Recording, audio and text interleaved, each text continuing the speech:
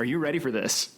On a scale of like 1 to ready, I probably would rate myself at like a not caffeinated enough. That is out of character for a coffee hour podcast. It is. Oh, that's why I've got my coffee in my little Let It Be mug right here. Let It Be? Are there 2 E's in your Let It Be mug? No. So what are we going to talk about? We were going to talk about Kevin Allen's podcast.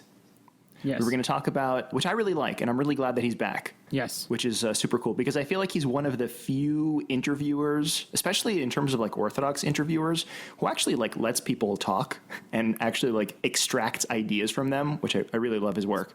Definitely. So we were talking earlier, before we were recording, about the Fundamentalism Podcast. Mm-hmm. Yes. Which I really thought was interesting. And like I listened to it probably weeks ago when it first came out, and it's kind of like been bouncing around in the back of my head.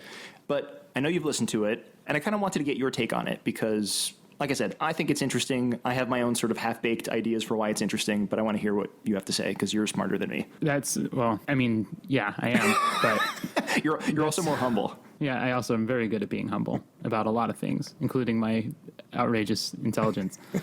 Yeah, no, I thought it was a really great introduction to kind of, I think, what we want to do, you know, in terms of like our conversations, in the way that Dr. Demokopoulos kind of took on this idea of engaging modernity, of engaging postmodernity.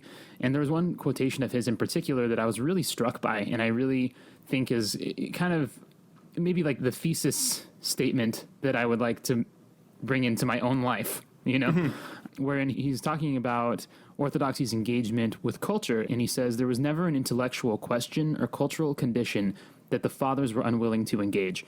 And they almost always drew on philosophical and cultural resources that weren't a part of Christianity when they did so. It was just really fascinating to me to kind of put it in those terms because I'm an avid consumer of culture, and I really like a lot of things about modernity and postmodernity. I really like being a 21st century American. I really like Netflix. And, you know, I feel like there's just a lot of good that we kind of have available to us in our world now.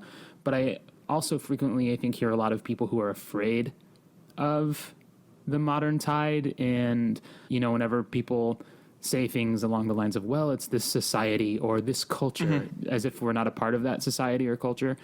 Yeah. That there seems to be almost a fear of what isn't overtly Christian, what isn't overtly filled with the gospel. Like, everyone has no problem with the Chronicles of Narnia and Lord of the Rings, but I know this is a little bit of like a dated conversation, but when Harry Potter came into view, there was a whole like, well, they use real spells and there's 3-headed dogs or whatever the big, you know, the big problems with Harry Potter were that for some reason seemed not to be a problem with the magic in Narnia or the magic in Lord of the Rings. Yeah.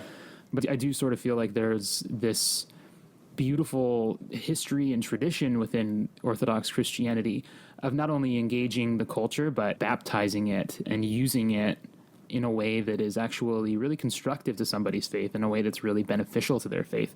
Yeah. P.S. I, not totally, but I largely credit Harry Potter for helping me pass the bar exam, because the 7th book came out like 3 days before I took the bar exam. Like, it came out, 7/7/07. And after like a month and a half or 2 months of just really stressful studying for this terrible examination, the book came out and I stopped everything and I just read it I think 1.5 times even before the bar exam started, and was in just such a fantastic mood when I took the exam.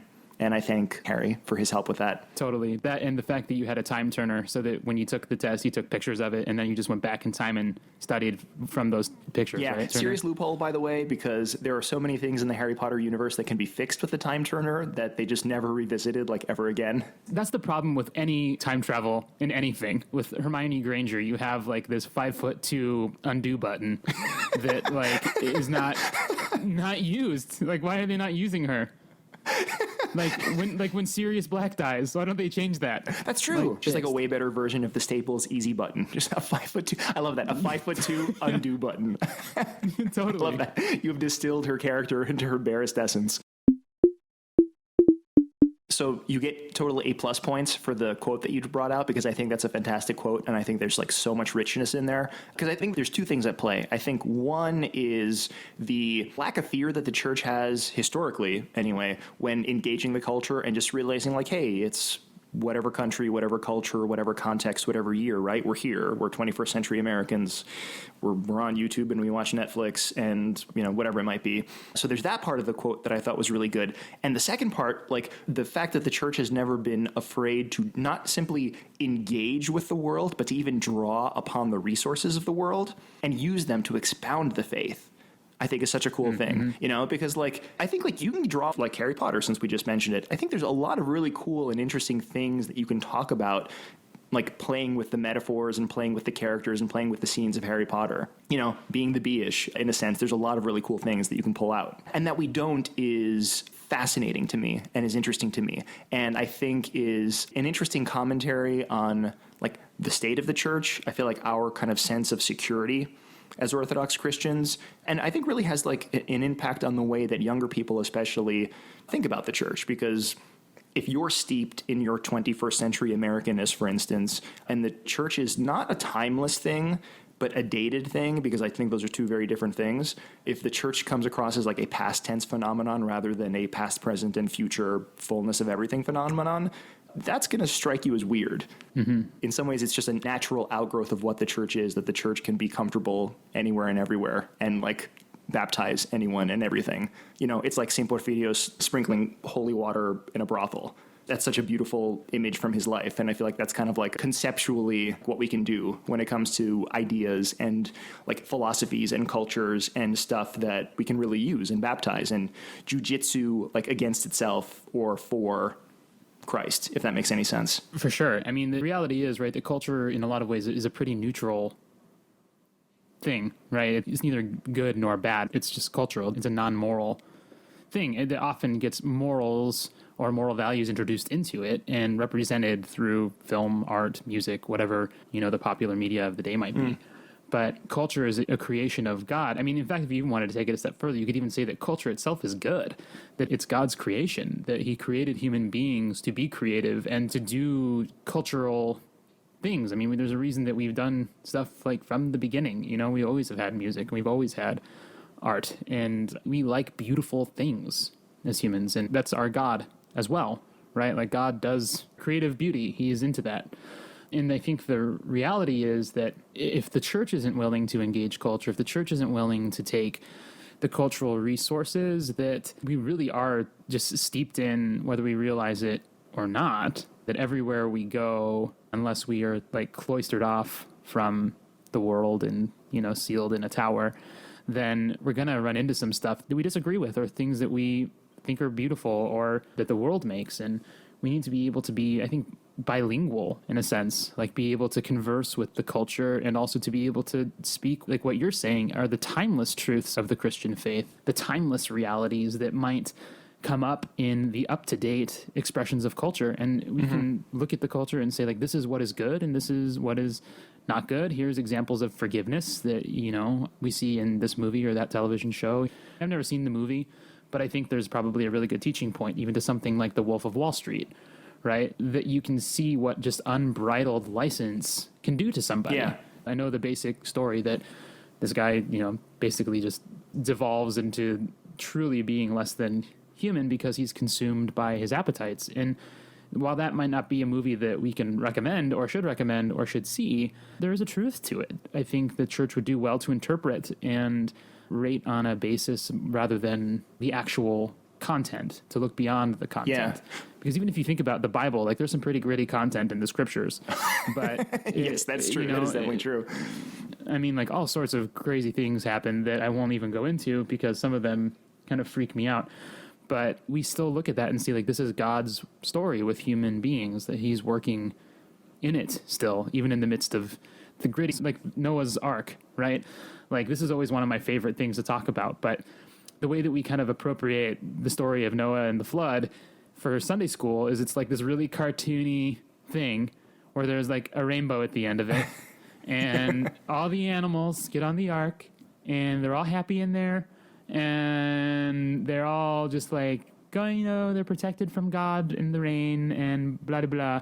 But never mind that, like, every other creature on Earth has been, like, destroyed by this thing. This is, like, one of the bloodiest stories of all time. It is just filled with death all over. Yeah. And yet we kind of doll it up and try to make the content of Scripture more palatable to young minds, which I'm not necessarily against, but I think it's something we need to ask why we feel the need to do that. Like, if the Scriptures are written as they're written, then maybe we need to engage them as they're written and not as we would have them be. Yeah. Even with kids. So I don't know. I know that's kind of like beside the point right now, but... Oh, it's okay. Tangents are good. Tangents are interesting.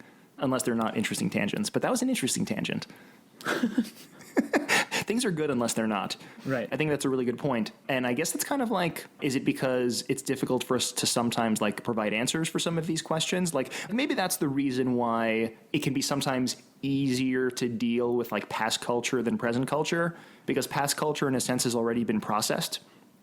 And it's like been pre-digested, and it's sort of like easier to rely on kind of holdovers from Imperial Russia or Byzantium or, you know, some sort of imagined golden age in the past rather than kind of like addressing the here and now, because some of the interpretive work has already been done. So like we can read today, I mean, not that most people do, but we can read like classical Greek drama because the three hierarchs and like St. Basil and others already kind of talked about this and said like, oh, it's okay. You can read Aristophanes and Euripides and all that sort of stuff and not fall into paganism. Like that's kind of a foregone conclusion. But people got a little bit weirded out by Harry Potter when it came out, even though the principle is the same. In the same way, I feel like that's maybe the reason why we shy away from some of the difficult questions in like scripture, because I don't know, like maybe there's no easy answer and there's nothing sort of like cognitively easy for us to be able to rely upon. I don't know, maybe those two are related in some sort of way. To push you in there, then, like, how do you think they're related? Like, what do you... Oh, no, my back's against the wall. I have to say something. I have to say something interesting now. You talked yourself into this corner, so I'm expecting you to... Can I kick my way out like a verbal Van Damme? Please don't swear.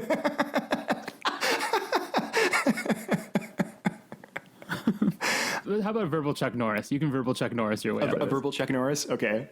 Like a verbal. You passed the bar thanks to Harry Potter, so you should be able to get out of this. And actually, I worked on a case that had Chuck Norris on the other side. I totally thought you were going to say Harry Potter.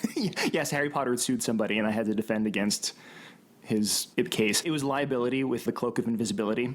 It didn't work as planned, and then he spilled hot coffee on him, and he sued. And it was just like a really terrible thing. It settled out of court. It's all fine. It was really unfortunate because Hermione was nowhere to be found with the time turner to make sure that this event never happened. No, this 5'2" undo button was just not there.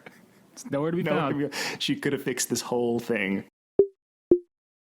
I feel like you asked me an intelligent question and then I danced around it, and now I can't remember what the intelligent question was. You were talking a little bit about like when some of the fathers were saying it's okay to read the Greek playwrights and the Greek theater and to engage those, because we sort of feel like dealing with the past issues is a little bit easier because in some ways it's already been done and settled, so we don't have to really worry about doing that work ourselves. So when Harry Potter came out, there was definitely maybe a little bit of balking going on when essentially people were forced to do the same work that the fathers did then. Yeah. I asked you like what you think is behind that. Like, why do you think that we sort of feel like it's easier to engage the past in that way then? Yeah. So I think some of them are very good instincts. I think there's a desire to be kind of on the right side, and there's a desire to be spiritually safe. It can be difficult to venture into uncharted territory where you don't necessarily have a guide and you don't really have a way to navigate some of these questions. Like when the answer comes down to you and the answer has already been thought out and the answer has already been kind of carefully defined, you know what the barriers are between the good and the bad, the healthy and the unhealthy, whatever it might be. So maybe that's where some of it comes from, kind of a desire to just be safe and not fall into kind of like temptation or, spiritually unsound or shaky ground. Here's a concrete example from it that I guess even sort of relates to our work. Like some of the work that we do with like Be the Bee and the work that we're going to begin doing soon with your new video series to like express the faith in a video format is like relatively new work, at least in terms of English-speaking Orthodoxy, as far as I can tell. Like before Be the Bee started and like Coffee with Sister Vasa started at roughly the same time, there wasn't really much anything going on with that. And I feel like there wasn't a lot of that sort of stuff going on because there were some people who were kind of like confused or wary of that kind of format and how you actually kind of like express the faith in that sort of format. Like some of the feedback that we got even when B2B first started was that it seems too Protestant for some people. Is that because I'm not a clergyman? Is that because like it has kind of more of a contemporary feel? And to say that it seems sort of Protestant is because it doesn't seem sort of like, at least on the surface level, obviously Orthodox? I don't know. Maybe that's part of the point. Because if you dig deeper, like every episode is full of like really classic Eucharistic theology and, you know, quotes from church fathers and like lives of saints and kind of ascetic stories and things like that. In terms of its substance, I hope B2B is very Orthodox. We've gotten really good feedback from a bunch of people who definitely know the faith and who I feel like are credible teachers of it, kind of supporting what's going on. But it's a work of translation to take this kind of like timeless thing and express it in a very contemporaneous way. And that takes work. And it's a risk because you could very well do something wrong. You could very well say something wrong. You could very well give people the wrong message if you're saying the right thing the wrong sort of way. So maybe that's where some of the anxiety comes from. Like maybe that's why it's easier to sometimes kind of retreat from some of the intellectual and spiritual wrestling that you need to do to kind of like make sense of the culture and be like, okay, especially even with something like Wolf of Wall Street, right? Something that might be kind of like really difficult and really dark, but to be able to kind of like watch it responsibly and extract some sort of like interesting lesson, like to watch it as a Christian, right? And actually like use this as a thing that's going to teach you something about yourself and use it as a tool that's actually going to let you understand yourself and understand your relationship to Christ. Like it takes work and there's a certain risk perhaps that comes with that work. Right. Yeah. That maybe that there's certain things that we are like inclined toward that are less than virtuous. Perhaps virtue is an acquired taste in some sense. Virtues. I think one of the things that's interesting that you bring up is the issue even with format. I do think you're right that maybe there's a certain resistance to form that we can see. You talked about the two parts really of what goes into any kind of artistic endeavor, right? Form and content. And, you know, to talk about the form and some of the blowback that you've gotten being just about the form, because I think your content, you're right, is pretty spot on. And if people's critiques are about the form, I always wonder about that kind of thing, like, well, you know, how do we engage something just as the thing that it is rather than the thing we want it to be? Because B2B is B2B and it is just what you've made it, and it needs to be engaged on its own merits, not on the merits that I sort of bring into it or what I think the form of Protestantism is or the form of Orthodoxy may be. It just seems like a counterproductive approach to engaging something. But what I wonder about is, you know, you talked a little bit about like producing a new kind of form with, I would say, pretty overtly Orthodox content in which you're always addressing either some kind of theological point or some way of being the bee, finding God in everything every day. You know the tagline by heart. I do. I should. I better. Could you imagine, like, if I'm talking to people, like, yeah, I work for the guy who does, oh, man, what's it called? B2B. And I think it's like Finding Nemo? God, like, while looking in places that maybe you think he should be, and only in the places that you expect him to find him. Man, that does not roll off the tongue. Yeah, we're getting new mugs that are gonna... They're tumblers. They're just like, they need to be big to take all that text. Yeah, they are. So, anyway, but I do wonder about, like, producing content that isn't overtly Christian, like Harry Potter. I mean, where are those things that we do? Like, where are the stories that come from us that are not like hyper preachy, you know, like the children's books that I see, like Our Angel's Real. And like, while that's like a good thing, and to its defense, I've never read it, but that seems like a pretty like clear what this book is going to be about. But when you pick up a book like, I don't know, The Hunger Games, right? Like The Hunger Games, I think, is a really fascinating critique on America and on, I would even say maybe the American high school, but also just like our obsession with violence and like dehumanizing others. And I wonder, where are like the books that are the stories that are written by us? What are the stories that we get to kind of teach the faith in a way that is imaginative? No, this is a great point. And this is actually something that, like, you're brilliant and you like read my mind, because this is something that I can't remember if I've ever talked to you about before, but has been floating around in the back of my head for a long time. Like, I think this is kind of a corollary to like the concept of living orthodoxy. right? Like, Orthodoxy is not just this Sunday morning thing, but Orthodoxy is like this thing that is done by all of us every moment of every day. And that's why I wonder sometimes, like, if we were all more intentional about our Orthodoxy and, like, we saw sort of, like, different avenues for expressing the faith that were kind of more contemporary, were more artistic, whatever it was, like, would there be more books that are written by people who are Orthodox that, again, are not, like, overtly preachy or anything, but definitely have kind of a foundation that is firmly rooted in Christ? And then there are kind of like beautiful stories that are expressions of that underlying faith, or movies that are beautiful expressions of that underlying faith. I think it's no accident that, you know, one of the best expressions of the faith ever, and one of the things that I think is often cited by people like as really important in their own kind of personal faith journey, is a novel, right? The Brothers Karamazov, which is just cited by so many as such an important thing. So good. Because it's such a wonderful expression. And I mean, like, in terms of the point that you made before, like, a lot of ugliness in that book. I mean, you know, there's a murder, there's all sorts of, like, just terrible, difficult situations and ugly characters and, like, deeply depraved figures. But then there's also this, like, really fascinating character of Alyosha, and there's the really fascinating character of the elder. And he in himself, Elder Zosima, is, like, a manifestation of these classic Optina elders. And he's like a fictional character who's deeply grounded in reality. And he in his life, because like this is kind of what art is, right? He's a distillation of these beliefs, and he's a distillation of all these different real figures, and he's a more potent, in a sense, version of it, of them. And, you know, you read this book and you're not necessarily reading it to understand about Orthodoxy or anything like that, but I feel like you can't come away without having been formed in some sort of way, or having been exposed in some sort of way to the faith. Yeah. You know, and I wish there was more of that. Like, I wish there were people who were writing, like, you know, young adult fiction that was kind of coming at it from an Orthodox perspective, or people who were producing movies, or, you know, more musicians out there that were kind of grounded in Orthodoxy, because, you know, we can do our thing, like, overtly as the church, and we can have kind of ministerial content out there, but, like, until the culture is really baptized, and until, like, we actually seriously engage with the culture and attempt to lift up the culture as a whole, we're still going to be kind of a peripheral thing, and we're still just going to be a Sunday morning phenomenon. Yeah, and I think this brings it back to that quotation from the podcast, right? I would say not only that we should be willing to engage, but that it's our duty to engage.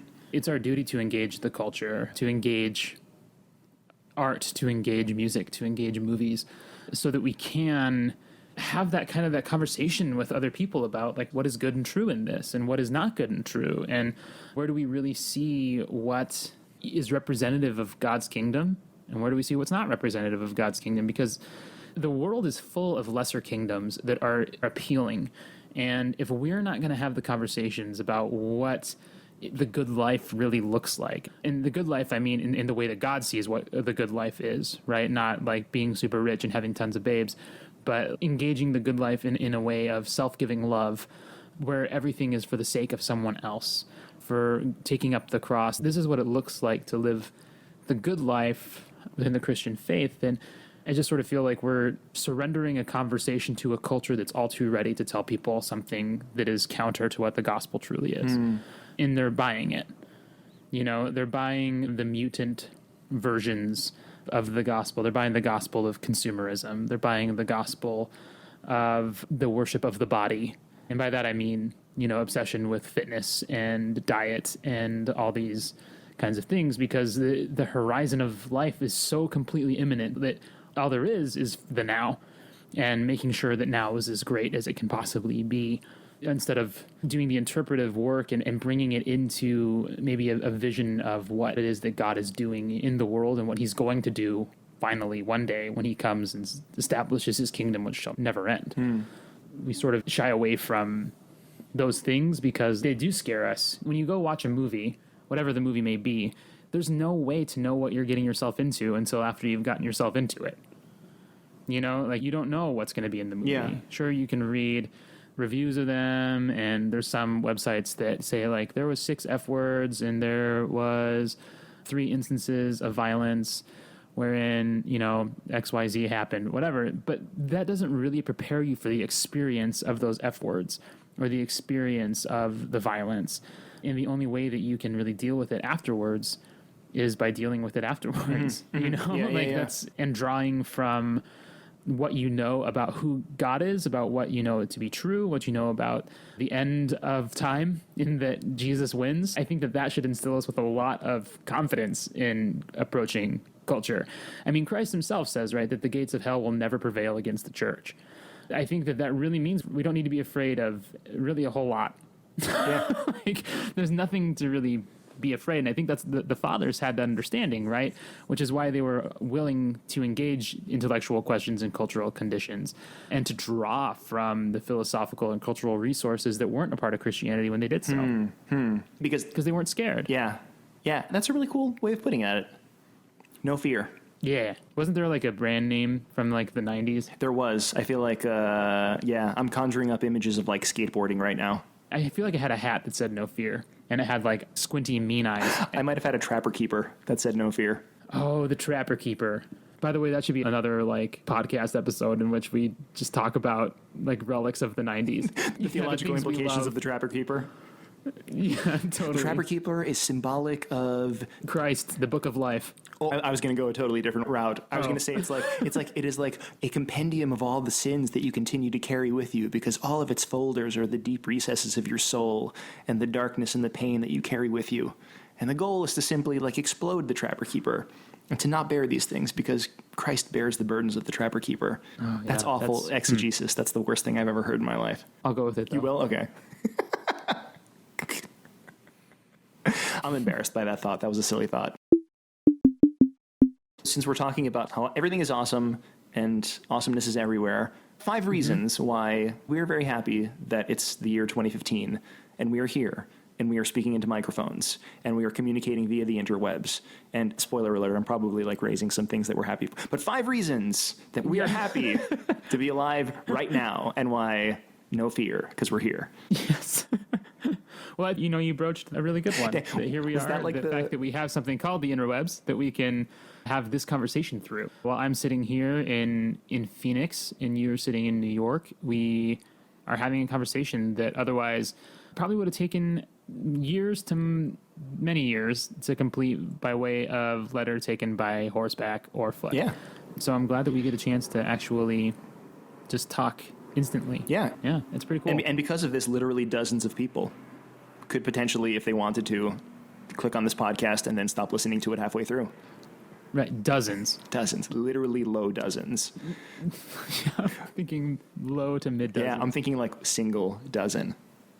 So number 1 reason for you is the internet? Yeah, it's pretty great. Awesome, I like that. So I'm going to go for number 2 then. I'm going to go with antibiotics. Ooh. Like the fact that we now live in a world where you don't have to be afraid of like scratching yourself on a random rusty surface. The fact that people can like live longer and live healthier. Actually, we'll take a step back. Just medicine, generally. Can I amend in retrospect? I'm going to say medicine because I feel like that's better than just narrowing it to antibiotics. But like, it's awesome because there's a quote somewhere, I think it's St. Simeon, the new theologian. He talks about like, wouldn't it have been really cool if Adam and Eve never introduced death into the world and the world was just full of everybody that ever existed? Like how amazing it would be if like everybody was here and it was just like more and more people and it was like just a happy, joyous, wonderful place. And that's kind of like, I think, a nice outgrowth of that. People live longer, more people get to live longer, people get to live healthier sort of lives. It's a good thing. It is. I would agree. Like I'm 32. If this was the Stone Age, like I'd be way past middle age. Right. Yeah. You would have already bought a Corvette because you would have had your midlife crisis. Yeah, I'd be on my last quarter life crisis. Oh, man. Driving a Stone Age Corvette, which basically is like a Flintstones mobile. Yeah. I'd be chowing down on so many Brontosaurus burgers. Yes. So number 3. Number 3, I'm glad for things like Pandora and Amazon Music and Spotify, because it's just pretty nifty that you can kind of hop on to those little programs and find some really great music from all across the world, all across time, without even having to leave the comfort of the warm blue glow of your computer. Wait, did you have an error message? Is that why your screen is giving you a blue glow? No, I feel very comforted by the blue glow of my computer is what I'm trying to say. Okay. You're sure it's not blue screen of death? No, definitely not. Definitely not. Okay. Yeah, you're a Mac guy. But I remember when, like, if there was music that I wanted to listen to, I had to turn on the radio. Do you remember the radio? That was a thing that used to happen.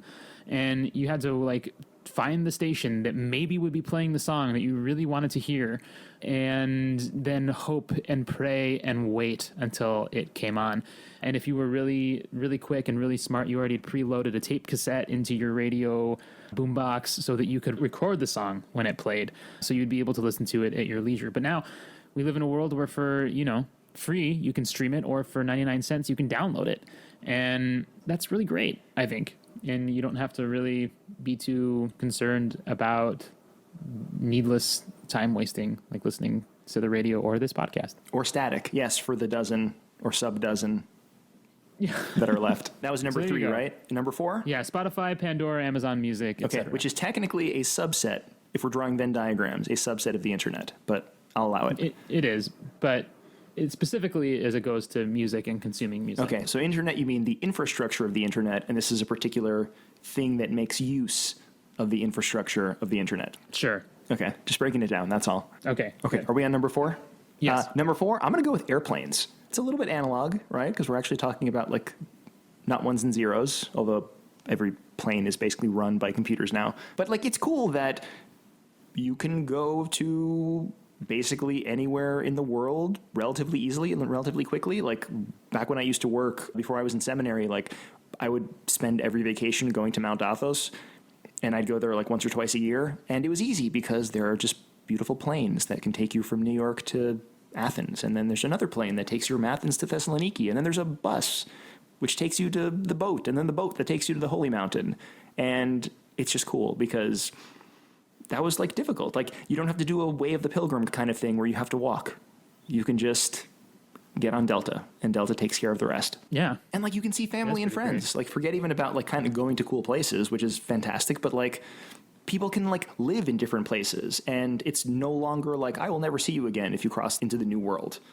Like, you can just take a transatlantic flight. The world has become a smaller place, which I think leads to kind of, like, interesting understanding, because you can go different places and you can experience life as other people experience it, not simply through a screen, but in a really immersive and natural sort of way. And I mean, hopefully that's one of the things that really helps underscore our common humanity, that you can go to any place on Earth and realize, like, we're all people, especially when you see people face to face and you see the way people live their lives. Like, there's a divine spark in all of us. And it's one thing to think about it in the abstract, and it's another thing to be able to go and, like, actually see that. I like that. Well, thank you. I like that a lot. Thank you. Or I should say, you're welcome.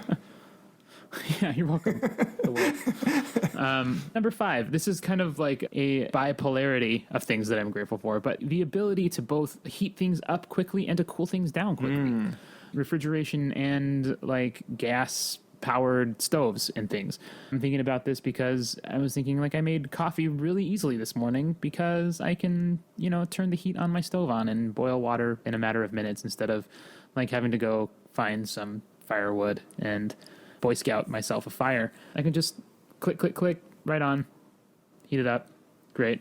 Or to, put something that I would rather drink cold inside of the fridge. Like, that's pretty cool that you can just do that and wait for a few hours. It's pretty cool. Things also that I'm grateful for, puns. But I'm not so sure that that's something that's, like, exclusive to, 2015. Although there are things like memes that make really great use of puns, but I guess that would probably fall into my previous conversation about being grateful for the internet, because the internet is full of really hilarious things. It really, really is. Because the internet is all things, or will eventually be. It is Skynet.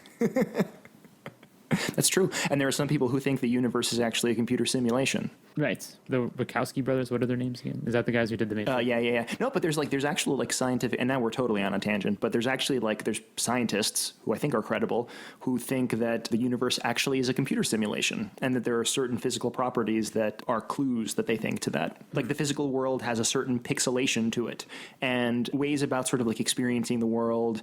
I forget, I've read articles about this before. It's interesting. I think it's wrong, obviously, but I think it's interesting. Well, no wonder I'm grateful for the internet, because it is, in fact, our universe. So without the internet, I would not be. That is an existential point.